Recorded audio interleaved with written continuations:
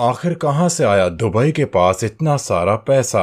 आखिर दुबई के पास इतना सारा पैसा कहां से आ गया और ये दुबई इतना अमीर कैसे बन गया। क्या दुबई के हाथों कोई जैकपॉट लग गया या फिर दुबई की जमीन में पेट्रोल और डीजल के अलावा इनके बाप दादाओं के गड़े हुए खजाने भी मिलने लगे हैं। आखिर ऐसा कौन सा राज है इन अल हबीबियों के पास जिसके दम पर ये पूरी दुनिया को अपनी शान और शौकत से हैरान करने में लगे हुए हैं। क्या केवल तेल के कुएं के आधार पर ये लोग इतने अमीर हो गए हैं या फिर कुछ और ही राज है। कहीं ये शेख हमसे कुछ छुपा तो नहीं रहे। तो दोस्तों, अगर आप भी दुबई की रंगीन मिजाज और शान और शौकत को देखकर ये सोचते हैं कि आखिर दुबई के पास इतना पैसा कहां से आया, तो आज की वीडियो में हम करने वाले हैं इन शेखों की अमीरी का पर्दाफाश। तो वीडियो को पूरा जरूर देखिएगा, लेकिन उससे पहले हमारे चैनल को सब्सक्राइब करना बिल्कुल भी मत भूलिएगा। दुबई एक ऐसा शहर जो ऊंची ऊंची चमचमाती बिल्डिंग्स, महंगी महंगी गाड़ियां और खूबसूरत होटल्स के लिए जाना जाता है,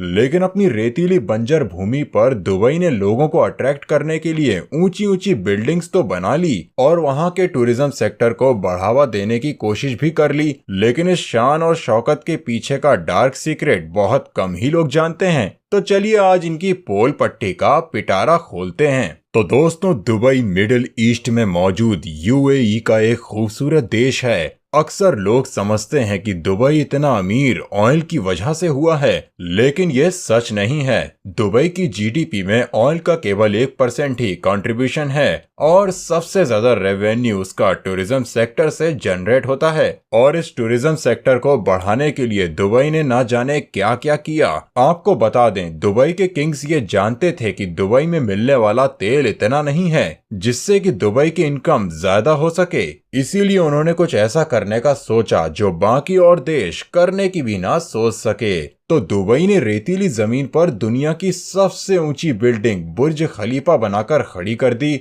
जो कि किसी भी चमत्कार से कम नहीं है, क्योंकि जिस रेतीली जमीन पर लोग एक कमरा बनाने की भी नहीं सोच सकते, वहां पर दुबई ने इतनी ऊंची बड़ी बिल्डिंग बनाकर हिस्ट्री क्रिएट कर दी। इसके अलावा उसने टूरिज्म सेक्टर को बढ़ावा देने के लिए दुबई में 80 से भी ज्यादा स्काई स्क्रैपर्स बिल्डिंग्स बनवाई। दोस्तों, स्काई स्क्रैपर्स उन बिल्डिंग को कहा जाता है जिनकी हाइट 480 मीटर से भी ज्यादा होती है। ऐसी बिल्डिंग्स दुबई ने वहां पर इंटरनेशनल इवेंट्स क्रिएट करने के लिए बनवाई। मगर दोस्तों, इतनी बड़ी बिल्डिंग बनाने के लिए सबसे ज्यादा पानी की जरूरत पड़ती है और दुबई में वाटर का कोई ऐसा सोर्स भी नहीं है। तो आखिर दुबई ने यहाँ पर पानी का इंतजाम कैसे किया, चलिए आपको पहले ये बताते हैं। दरअसल दुबई के राजाओं ने ये सोचा कि यहाँ पर आज नहीं तो इतिहास में कभी ना कभी तो पानी जरूर होगा, और इसी सोच के साथ उन्होंने अपनी जमीन की खुदाई करना शुरू कर दी और बहुत नीचे जाने पर उनको उस गहरी जमीन से पानी मिल गया। और उस जमीन से पानी निकालने के लिए भी सऊदी अरब ने काफी सारी टेक्निक्स यूज की।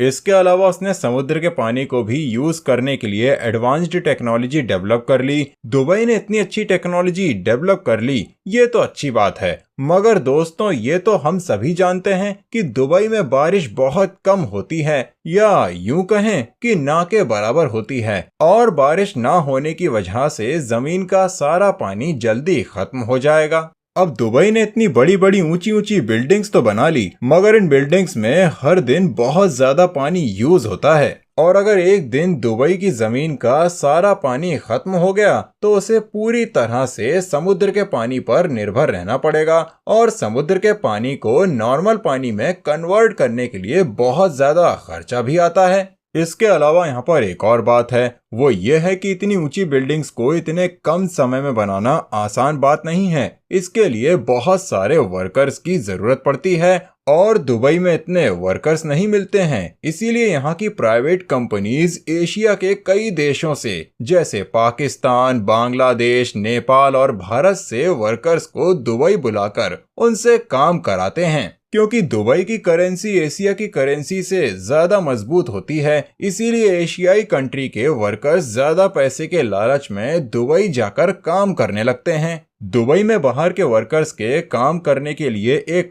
काफिला सिस्टम बनाया गया है, और इस सिस्टम के थ्रू बाहर की कंट्री से वर्कर्स को दुबई में एंट्री मिलती है। जो भी कंपनी या प्राइवेट लोग इन वर्कर्स को दुबई लाते हैं, वो उस वक्त वर्कर्स के पासपोर्ट, वीजा वगैरह सब अपने पास जमा कर लेते हैं। यहाँ तक कि कभी कभी ये भी सुनने में आता है कि उन वर्कर्स के फोन भी जमा कर लेते हैं। इसके अलावा दुबई में उन वर्कर्स को दिन में 14 से 18 घंटे तक काम कराया जाता है, और अगर वो काम छोड़कर वापस आना चाहते हैं तो ऐसा भी नहीं कर सकते, क्योंकि उन वर्कर्स को कॉन्ट्रैक्ट साइन किया जाता है जिसमें साफ साफ उनकी शर्तें लिखी होती हैं, और जो भी उन शर्तों को तोड़ने की कोशिश करता है उसके लिए दुबई ने काफी सख्त कानून बना रखे हैं। ऐसे में ऊंची ऊंची चमचमाती बिल्डिंग्स तो सबको दिखाई दे जाती हैं, मगर उन बिल्डिंग्स के बनाने की कहानी को कोई नहीं जानता। दोस्तों, इन वर्कर्स के साथ इतना गंदा व्यवहार किया जाता है कि इन्हें रहने के लिए भी स्लम एरिया दिया जाता है, जहां पर एक छोटे से कमरे में ही 8 से 10 लोग रहने को मजबूर होते हैं। इसके अलावा वहां पर उन्हें खाने पीने की चीजें भी बहुत कम दी जाती हैं। ऐसे में आप सोच सकते हैं कि दुबई अपने आप को शानदार दिखाने के लिए किस हद तक गिर सकता है। इसके अलावा इन बिल्डिंग्स की मेंटेनेंस पर भी हर साल दुबई अरबों रुपए उड़ा देती है। इसके अलावा दुबई में इन बिल्डिंग्स को बनाने के लिए ग्लास और स्टील का बहुत ज्यादा यूज किया जाता है, जो कि वहां के एनवायरनमेंट के लिए भी अच्छा नहीं माना जाता है। ऐसे में दुबई मानवता के लिए कितना खतरनाक काम कर रहा है ये अभी उसने सोचा भी नहीं है। दुबई न केवल रेतीली बंजर जमीन पर ऊंची ऊंची बिल्डिंग्स बनाकर अपने नाम बड़े बड़े खिताब हासिल करता है, बल्कि वो समुद्र पर भी मैन मेड आइलैंड निर्माण करवाता है। जी हाँ दोस्तों, समुद्र पर मैन मेड आइलैंड। अभी तक दुबई ने Palm Jumeirah, Deira Island, Palm Jebel Ali जैसे 3 मैन मेड आइलैंड बनाए हैं, जो देखने में काफी खूबसूरत और लग्जरियस हैं। इन आइलैंड में दुनिया भर की चकाचौंध कर देने वाली चीजें मौजूद हैं,